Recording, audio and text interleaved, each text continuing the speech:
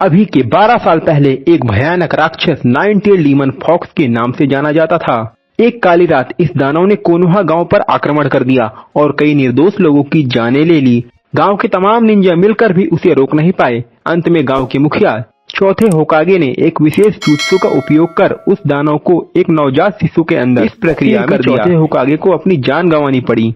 12 साल बाद nine tails के हमले की घटना के बाद निंजा अकेडमी में नारुतो उज़ुमाकी का नाम का एक शरारती और शोर मचाने वाले लड़के के तौर पर प्रसिद्ध हो चुका था।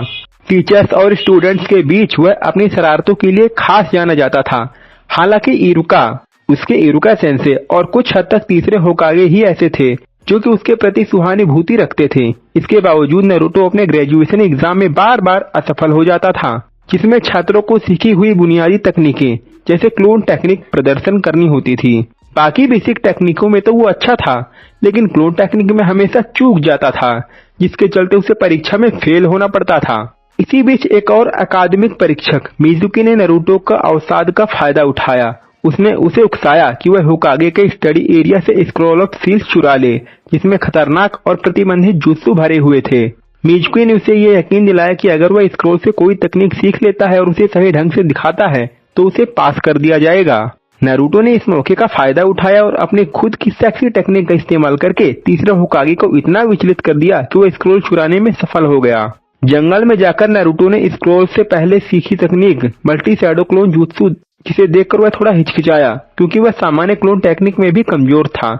जब खोजी दल होकागे के कहने पर उसे ढूंढने निकला तो सबसे पहले इरुका ने उसे ढूंढ निकाला और देखा कि वह पूरे समय सच्ची मेहनत से प्रशिक्षण ले रहा था, अपनी गलती से अनजान कि उसने क्या कांड कर दिया है। जब नारुतो ने वही कहा जो मिजुकी ने उसे बताया था, इरुका को सच्चाई का आभास हो गया। मिजुकी ने नारुतो का केवल इस्तेमाल किया था ताकि स्क्रॉल हासिल कर सके। उसी वक्त मिजुकी वहां पहुंचा और दोनों पर हमला कर दिया। इरुका ने नारुतो को बचाने की कोशिश करते हुए चोट खा ली। इसके बाद मिजुकी ने नारुतो से स्क्रॉल छीनने की कोशिश की, साथ ही उसे वह राज भी बताया जिसे अब तक उसे छिपाया गया था। नारुतो ही वह लड़का था जिसके अंदर नाइन टेल्स डीमन फॉक्स को सील किया गया था। इस लड़ाई से आहत नारुतो वहां से भाग गया और इरुका व मिजुकी के बीच एक भीषण लड़ाई छिड़ गई। नारुतो दूर से यह सब देख रहा था और धीरे धीरे उसे समझ में आ गया कि मिजुकी असल में किस चीज के पीछे पड़ा था। साथ ही उसे इरुका के प्रति उसकी सच्ची चिंता और प्यार का भी एहसास हुआ। जैसे ही मिजुकी इरुका को अंतिम वार करने वाला था, नारुतो ने हस्तक्षेप किया और उसे चेतावनी दी कि अगर उसने उसके सेंसे को कुछ भी नुकसान पहुंचाया तो वो उसे खत्म कर देगा। मिजुकी ने अपने बल पर पूरा विश्वास रखते हुए कहा कि वो भी देखे कि नाइन टेल डीमन फॉक्स के अंदर कितना दम है, लेकिन नतीजा इसका ठीक उल्टा हुआ। नारुतो ने अपने हाल ही में सीखी हुई मल्टीपल शैडो क्लोन टेक्निक का उपयोग करते हुए मिजुकी पर जोरदार हमला किया और उसे खून से लथपथ उसका मुंह तोड़कर उसे गिरा दिया। मिजुकी की हार और इस कठिन तकनीक को इतनी जल्दी सीख लेने पर नारुतो को अब स्नातक घोषित कर दिया गया। विडंबना देखिए, मिजुकी की कही हुई पहली बात सच हो गई थी। ग्रेजुएशन के बाद नारुतो को अपनी पहचान के लिए एक फोटो खिंचवानी थी। परंपरागत ढंग से फोटो खिंचवाने के बजाय उसने अपने चेहरे पर पेंट कर लिया और कैमरे किया और अजीबोगरीब अंदाज में पोज किया। तीसरे होकागे ने जब ये फोटो देखी तो नाराज होकर नारुतो से कहा कि उसे दोबारा एक ठीक तरीके से फोटो खिंचवानी चाहिए, क्योंकि इस तरीके से वह अपनी असहमति जता रहे थे। नारुतो ने एक बार फिर अपनी सेक्सी टेक्निक का इस्तेमाल कर तीसरे होकागे को मनाने की कोशिश की। इसी दौरान एक छोटा लड़का जो वहां मौजूद था इस मौके का फायदा उठाते हुए तीसरे होकागे पर हमला करने की कोशिश करता है, लेकिन खुद ही फिसलकर मुंह के बल गिर जाता है। उसके सेंसे जो कि इबिजू है, उसके पर्सनल ट्रेनर कमरे में आते हैं और लड़के को पकड़ लेते हैं। इबिजू ने नारुतो को देखा और उसके प्रति तिरस्कार दिखाया क्योंकि वह उसे नाइन टेल डीमन फॉक्स का पात्र यानी कंटेनर मानते हैं।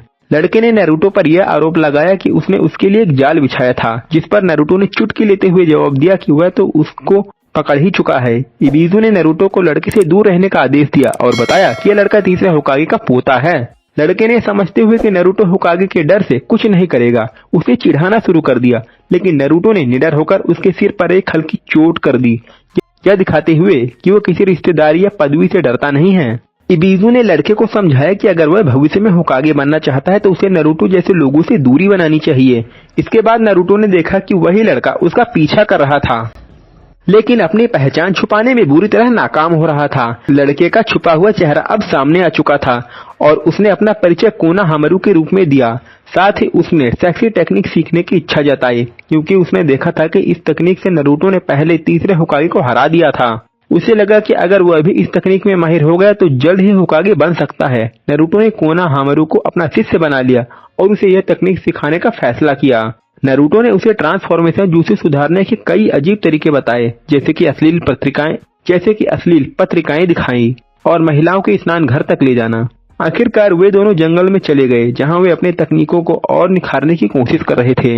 इस दौरान कोनोहामारू ने नारुतो से अपना दिल खोलकर कहा कि वो गांव के लोग उसे उसके नाम से नहीं बल्कि सिर्फ होकागे के पोते के तौर पर पहचानते हैं, जो कि उसके लिए बहुत बड़ा सरदर्द है। वो चाहता है कि लोग उसको उसके नाम से जाने, न कि किसी और की पहचान से। तभी इबिजू वहां आया और कोनोहामारू को घर वापस ले जाने के लिए उसे डांटने लगा। इसी दौरान कोनोहामारू ने पहली बार एक परफेक्ट सेक्सी टेक्निक का प्रदर्शन किया, लेकिन इबिजू इससे प्रभावित नहीं हुआ और उसे और भी ज्यादा डांटा। नारुतो ने यह देखकर अपनी हैरम टेक्निक का इस्तेमाल किया, जिसने इबिजू को पूरी तरह से असहाय कर दिया। कोनोहामारू ने फिर नारुतो से पूछा कि वह खुद इबिजू को क्यों नहीं हरा पाया। इस पर नारुतो ने समझाया कि होकागे बनने के लिए कड़ी मेहनत की जरूरत होती है और कोई भी शॉर्टकट नहीं होता। इसके बाद कोनोहामारू ने नारुतो के साथ अपना छात्र और शिक्षक का रिश्ता खत्म कर दिया, क्योंकि अब वह उसे अपना प्रतिद्वंदी मानने लगा है, क्योंकि दोनों का ही सपना होकागे बनना है। नारुतो ने मुस्कुराते हुए कहा कि वह एक असली निंजा है और हमेशा कोनोहामारू से एक कदम आगे ही रहेगा, लेकिन वह उस दिन का इंतजार करेगा जब वे दोनों एक दूसरे से लड़ेंगे और बराबरी पर खड़े होंगे। जल्द ही अकेडमी के छात्रों को गैनिन रैंक पर पाने के लिए 3-3 समूह में बांटा गया। इसके बाद उन्हें फील्ड टेस्ट के लिए भेजा जाना था, जो एक जोनिन द्वारा संचालित होता है, और यदि वे टेस्ट पास कर लेते हैं तो वे जोनिन उनका स्क्वाड लीडर बन जाता है। ग्रुप बनते समय नारुतो ने अच्छे से नाश्ता किया और अकेडमी पहुंचा, जहां सब छात्रों को समूह बनाया जाने वाला था। वहां पहुंचते ही उसने गर्व से अपना फोरहेड प्रोटेक्टर सबको दिखाया, यह साबित करते हुए कि अब वह उसके पास भी है। कुछ छात्रों को यह देखकर झटका लगा, क्योंकि उन्हें यकीन नहीं था कि नारुतो के पास हो सकता है। जब नारुतो ने एंट्री मारी तो साकुरा हारुनो उसकी ओर बढ़ी, लेकिन उसकी खुशी उस वक्त गायब हो गई जब साकुरा ने उसे धक्का देकर हटा दिया ताकि वह सासुके उचिहा के बगल में बैठ सके। यह सब देखकर सभी लड़कियां गुस्से से भर उठी। नारुतो, जो साकुरा के सासुके के प्रति लगाव से जलता था, अचानक उसके डेस्क पर कूद गया ताकि वह सासुके की आंखों में आंखें डाल सके। नारुतो की इस हरकत से सासुके और बाकी लड़कियों को उससे और भी ज्यादा चिढ़ा दिया। तभी एक और छात्र ने नारुतो को धक्का दिया और गलती से सासुके के होठों को चूम लिया नारुतो ने, जिससे पूरे कमरे में सनसनी फैल गई। साकुरा ने गुस्से में आकर नारुतो की पिटाई शुरू कर दी। जब नारुतो अपनी चोटों से उबरने की कोशिश ही कर रहा था, तभी इरुका आया और टीम 7 के सदस्यों की घोषणा की। जैसे ही इरुका ने टीम 7 का नाम लेना शुरू किया, नारुतो खुशी से फूला नहीं समा रहा था, लेकिन साकुरा को थोड़ा सा निराशा हुई। जब टीम के तीसरे सदस्य का नाम सामने आया तो साकुरा बेहद खुश हो गई, जबकि नारुतो को झटका लगा, क्योंकि वह कोई और नहीं बल्कि सासुके उचिहा था, वही लड़का जिसे नारुतो और साकुरा दोनों पसंद करते थे, लेकिन जो खुद किसी में दिलचस्पी नहीं रखता था। इरुका ने बाकी टीमों की भी घोषणा की। टीम 8 में हिनाटा hyuga, कीबा इनुजुका और सीनो अबुरामे थे, जबकि टीम 10 में शिकामारु नारा, चोजी अकिमिची, इनो यामानाका को रखा गया। इसके बाद साकुरा ने सासुके को ढूंढने के लिए नारुतो को नजरअंदाज कर दिया, जो उसके साथ लंच करना चाहता था। इस बात से नारुतो नाराज हो गया और उसने एक योजना बनाई ताकि वह साकुरा के साथ थोड़ा समय बिता सके। जब उसने देखा कि सासुके कमरे में अकेला है, तो वह वहां कूद पड़ा और दोनों के बीच एक गुप्त झगड़ा शुरू हो गया। जब लड़ाई खत्म हुई तो सासुके वहां से चुपचाप निकल पड़ा। बाद में साकुरा से मिलने के लिए सासुके आया और अपने जज्बात जाहिर करने लगा, लेकिन असल में वह सासुके नहीं बल्कि नारुतो था, जो ट्रांसफॉर्मेशन जुत्सु का इस्तेमाल कर रहा था। जब दोनों लगभग एक दूसरे के करीब आ गए, तभी नारुतो के पेट में तेज दर्द हुआ और वह भागते हुए बाथरूम चला गया। इसी बीच असली सासुके आया और साकुरा से सीधे शब्दों में कहा कि जो लोग अपने बिना माँ बाप के बड़े होते हैं, वे भीतर से काफी अकेलापन महसूस करते हैं। उसने यह भी कहा कि अगर साकुरा सोचती है कि नारुतो के पास माता पिता नहीं है और वह इसका मजाक बनाती है, तो यह बेहद गलत है। सासुके की बातें सुनकर साकुरा अंदर से हिल गई और उसने पहली बार गंभीरता से सोचा कि उसे नारुतो के साथ बेहतर व्यवहार करना चाहिए। जब नारुतो बाथरूम से बाहर निकला तो वह सासुके से टकरा गया और ऐसा लग रहा था कि वह उसके खिलाफ कोई बदला लेने की योजना बना रहा है। इस बीच तीसरे होकागे ने ककाशी हटा के, जो कि नारुतो का घर दिखाने के लिए उसे वहां ले गया। ककाशी ने वहां देखा कि नारुतो के नाश्ते का दूध एक्सपायर हो चुका है, जिसकी वजह से वह बार बार बाथरूम जाता है। थोड़ी देर बाद टीम 7 के सदस्य अपने नवनियुक्ति जोनिन सेंसे से मिलने का इंतजार कर रहे थे। जब ककाशी सेंसे अंततः मिला तो उसने इसी पहली मुलाकात को टीम के सदस्यों को एक दूसरे को समझने का अवसर देने के रूप में इस्तेमाल किया। ककाशी ने पहले खुद का संक्षिप्त परिचय दिया और कहा कि वो अपने बारे में ज्यादा कुछ नहीं बताएगा। फिर नारुतो ने उत्साह से कहा कि वह एक दिन होकागे बनेगा और उसे रामेन बहुत पसंद है। सकुरा ने ज्यादा कुछ नहीं कहा, लेकिन उसने सासुके के प्रति अपने प्यार को जाहिर किया और साथ ही यह भी जोड़ा कि वह नारुतो से नफरत करती है। अंत में सासुके ने बताया कि वह बहुत सारी चीजों से नफरत करता है, कुछ भी विशेष पसंद नहीं करता और एक दिन उस आदमी को मार डालेगा जिसने कभी उसके साथ बुरा किया था। ककाशी ने बैठक खत्म करते हुए सबको अगले दिन निंजा गियर के साथ ट्रेनिंग ग्राउंड पर बुलाया और यह भी चेताया कि वह सुबह कुछ न खाएं।